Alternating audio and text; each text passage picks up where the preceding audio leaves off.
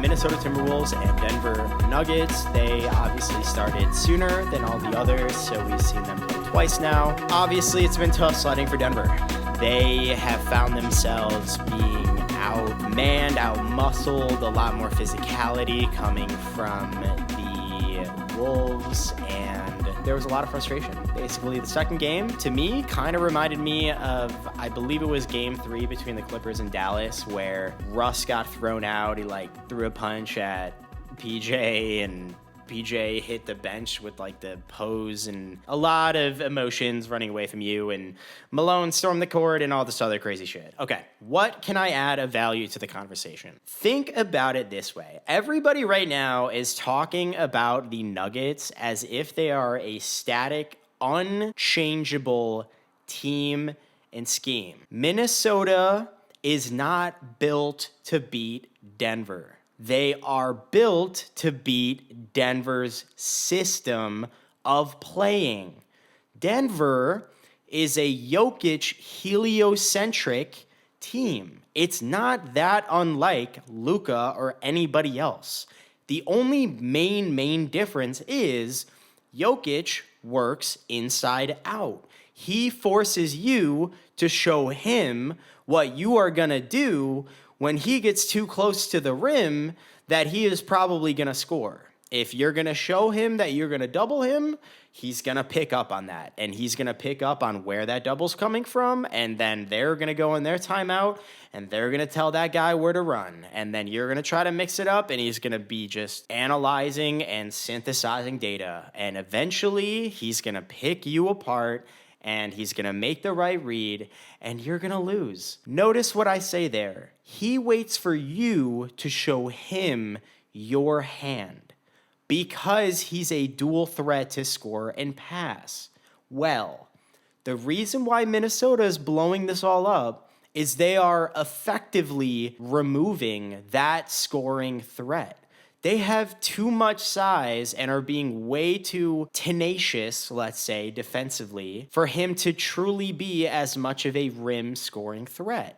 They are guarding him with Naz Reid and Karl-Anthony Towns primarily, and they are letting Rudy Gobert sit in the dunker spot or in the low man position right underneath the rim, ready to meet Joker as soon as he tries to get to the rim to score. Once you blow up Jokic's scoring potential at the rim, he has no superpowers anymore. It's effectively washed. And so that is why I am saying it the way I'm saying it. Minnesota is able to thwart that system that Denver has been so successful at because they're taking away Jokic's scoring. Okay, great. So where does that lead us? The more of Denver I watch, the more I realize it's kind of a triangle offense between Gordon, Jokic, and Jamal, where Jokic is constantly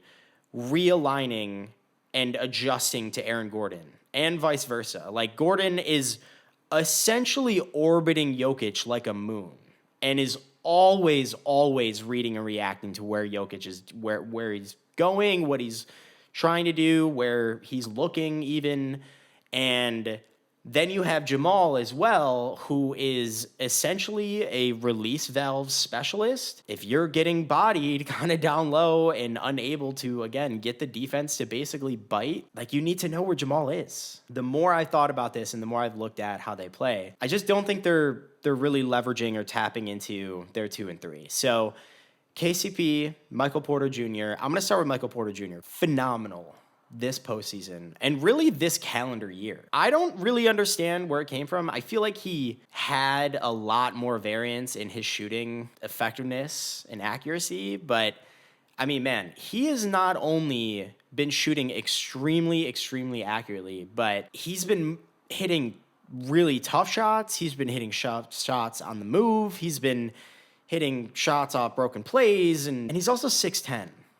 And I'm not saying he's Kevin Durant, but he could probably get about 70%, 75% of the way there if you gave him a little bit more prominence in the offense. My brain goes to how the Warriors used Durant back in their super team era. Obviously, the Warriors made all of their money and all of their success off of movement and cutting and screens. Screen, screen, screen, screen, screen. Yes, they have very talented shooters, but even the most talented shooters, particularly Steph, because Steph's not that big. So it's a lot easier to block his shot than Kevin Durant's, and that's why Steph needs to run so hard, and that's why his teammates need to set screens so hard as well, is because he needs that. Granted, it's really not that much in totality, but you understand what I'm saying. Michael Porter doesn't. Porter can get the ball, virtually shoot over anybody on the floor. Same with KD. He's proven to be relatively unshakable this postseason. When you look at the Jokic helio ball stuff, the inside-out helio ball, it's not really that solar system-esque in the sense that everything is constantly moving around him. No, it's not.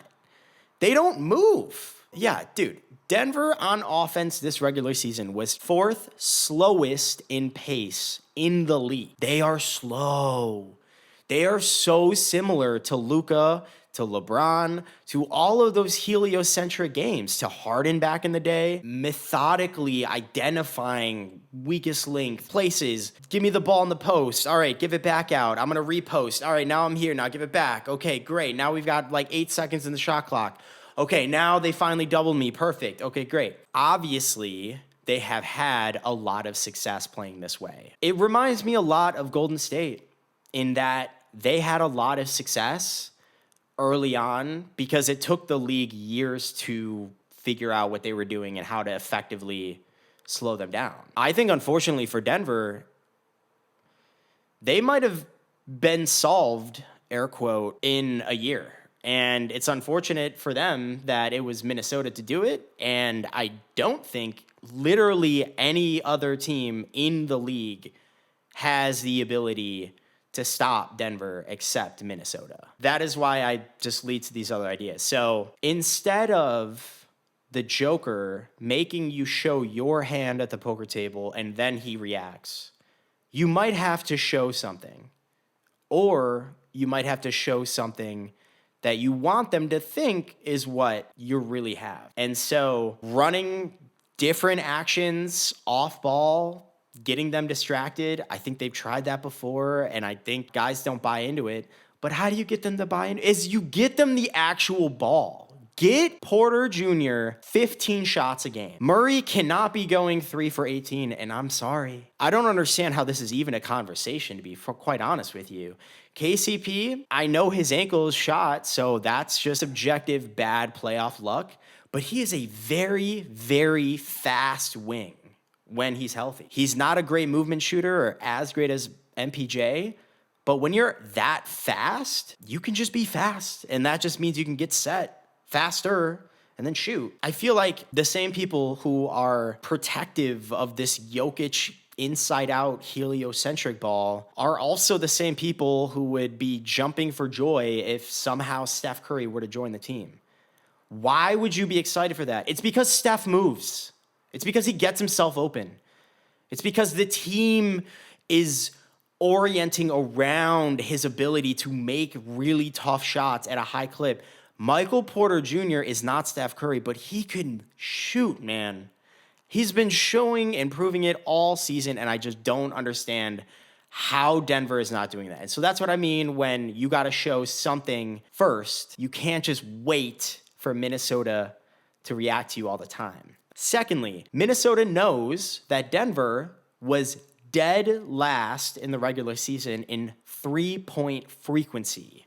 Denver makes its living at the rim. Jokic, auto lob to Aaron Gordon, unbelievable efficiency. Jokic in the short mid-range, unbelievable efficiency. Jamal Murray, anywhere in the mid-range, unbelievable efficiency. Christian Brown in transition, dunking, unbelievable efficiency. You understand what I'm saying?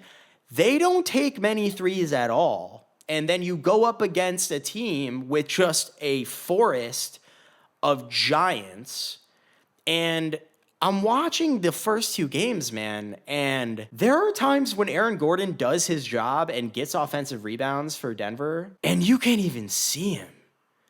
Like, you can't even see the 6'8", 6'9" built body of Aaron Gordon. You can't even see him under the rim because you have Naz Reid and Rudy Gobert and Jaden McDaniels. They're just swallowing him. That is why I'm pushing for more of the outside-in stuff. Listen, I just don't know if you're going to beat the Wolves playing the way you have. Full stop. Jokic, as great of condition as he is in, he is not in like Tibbs Knicks, New York Knicks conditioning, peak conditioning level of like 40 plus minutes of effective defense on really tall and big guys, as well as the Jalen Brunson 40-50% usage rate, offensive engine, initiating everything.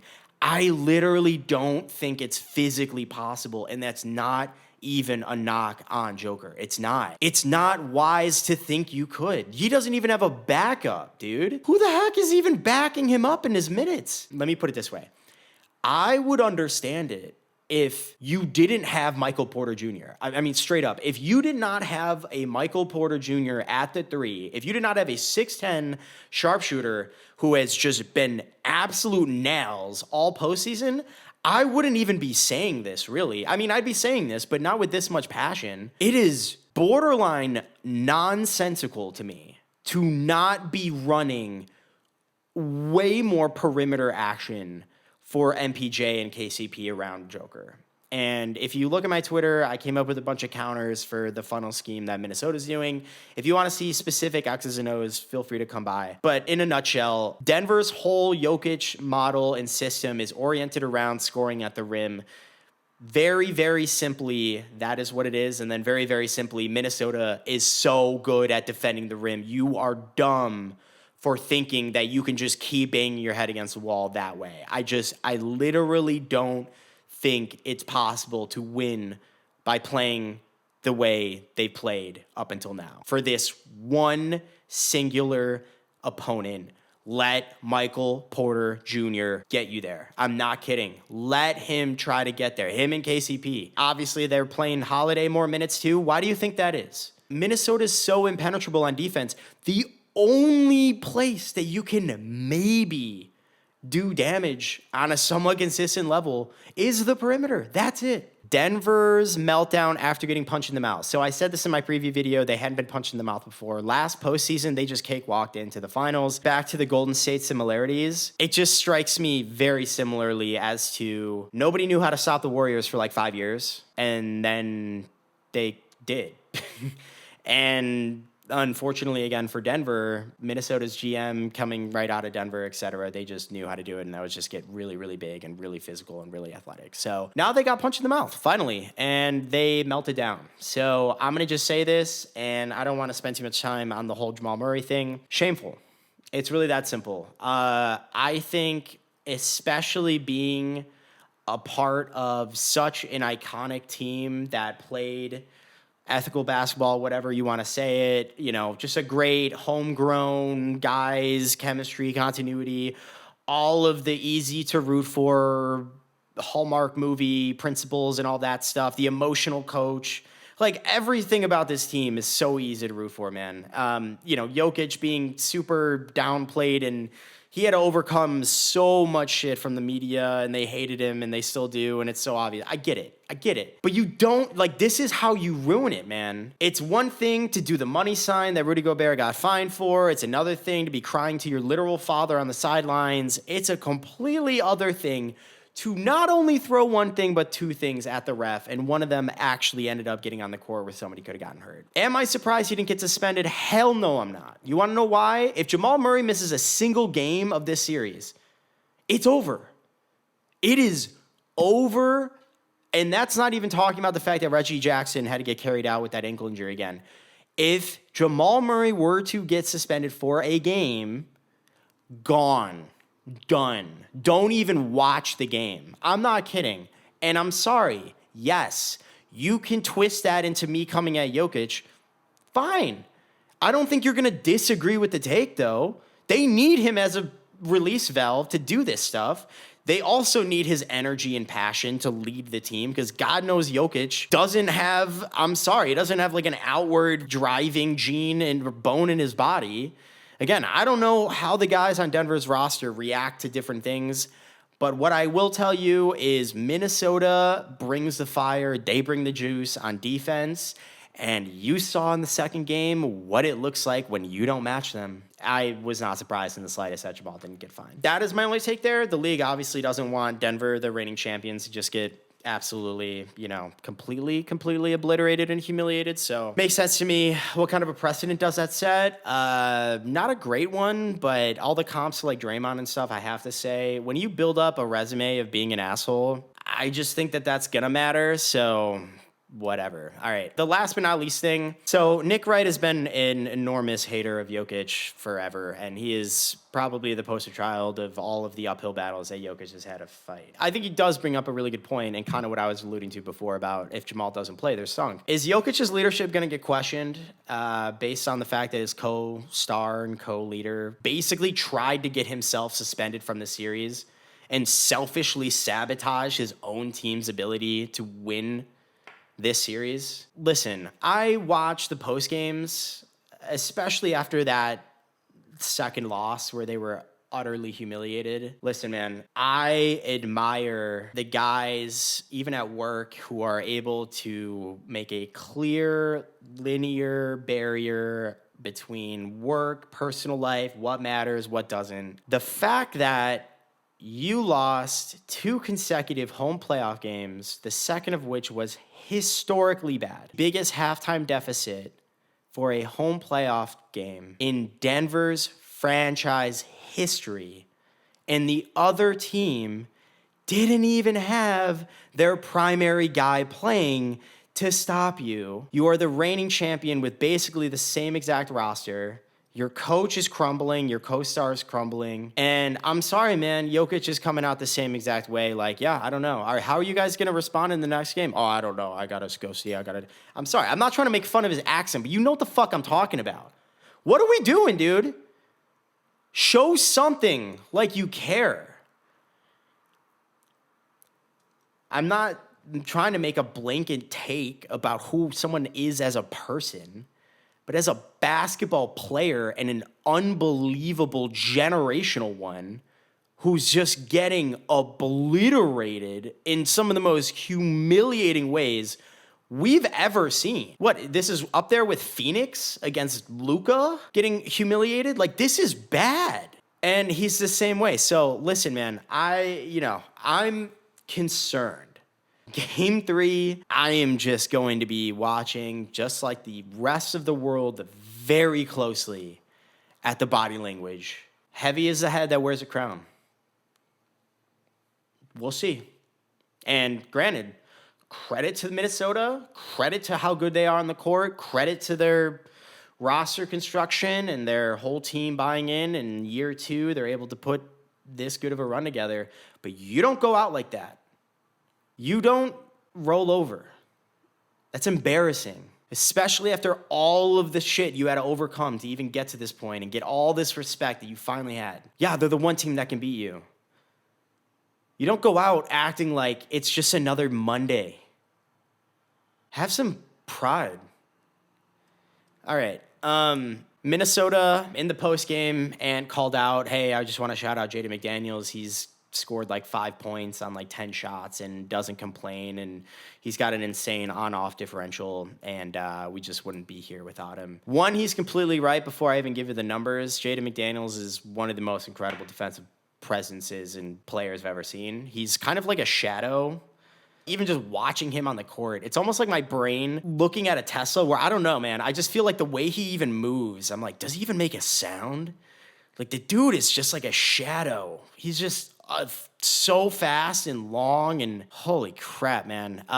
But yeah, he's plus 40 and has scored 5 points on 14 total field goal attempts in 2 games. Plus 40, when he's on the court, his The Wolves have just outscored Denver by 40 points. And again, they're not outscoring through him because he's not shooting a lot. But when he's on the court, his team is outscoring Denver a lot. What does that mean? It means he's an unbelievable defender. Great. Denver, I'm sorry. I hit this so much. I don't mean to get so emotional here. This just kind of pisses me off. I don't know again. So, yeah, Jamal is an idiot. Malone, even in his post game, he was asked, yo, were you trying to get yourself ejected or get a technical, fire up your guys? Like, what was going on? He answered exactly how I would answer it, or I would want my coach to answer it, or my home team to answer it, whatever. He was like, D, all the above. Very honest, authentic, and well articulated. We are going up against a very physical team, a very good defensive team. I am telling my guys that in order to compete, we also have to be physical. We also have to be aggressive. And when my guys go out there and they do it, and then they're not rewarded, and even still they are penalized, I get pissed off. And I gotta defend my guys. I get it. And, you know, when you think about getting technicals strategically or tactically, like, it's kind of a weird space to put your brain into, but it makes sense. Like, yeah, I don't know. Again, that's why I really like post games, man, because it just really opens up the world. And especially Malone, man. Malone is so... Dude, he will just tell you stuff. I mean, he won't obviously divulge secrets, but he'll tell you like how it is and how he thinks and what guys have to do. And I have so much respect for Mike Malone as a coach. All right. Also, KCP on the court, too. He was getting pretty exasperated with the calls. Obviously, he's trying to guard Anthony Edwards, just an insane physical specimen. So, basically, overall, problematic poise. Denver has basically been what we kind of feared Minnesota might be, which was over-the-top emotional, kind of whiny. Yeah, so really good defense is what it is. Number 2, Jamal isn't Jalen Brunson. Parentheses. Rob Mahoney, everybody knows him. He's a really big deal.